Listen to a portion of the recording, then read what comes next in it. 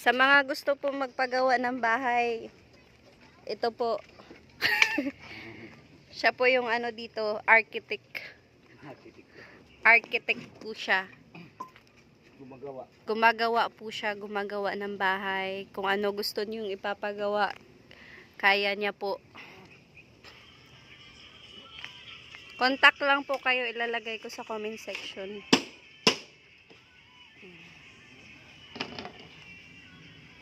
Ilan days to pa? 11 days?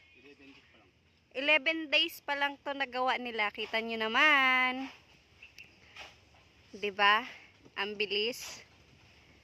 11 days lang. Pag sa iba yan kayo nagpagawa, baka 11 days hanggang baba pa lang yan. Pero tingnan nyo naman ang 11 days nila. Halos buo na yung bahay. Parang by next week ata nito, bubong na lang ang kulang.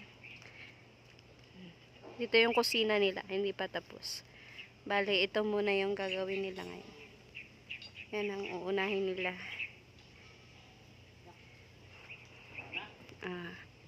Ito yung sa kusina nila eh.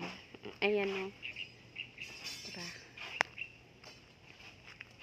Pasok tayo sa loob. Tingnan natin.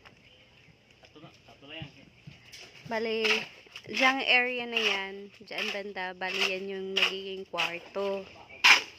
Kwarto ko yan dyan. Tapos yung dito naman na side, dito yung dining table nila.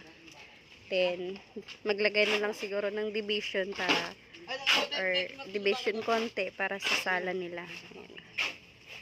Diba? Ang lapad nito ay, paanong lapad nito? Tsaka haba pa? 22 by 18. 22 by 18 yung haba niya at tsaka lapad. 18 by 3 yung sa bandang CR. Yung dito na side. Yung dito banda. Ayan. Hello guys. Hello, say hello.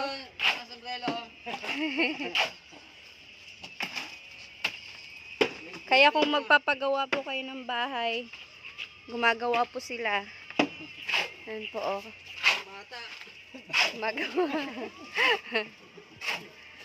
Kayang-kaya po nilang gumawa.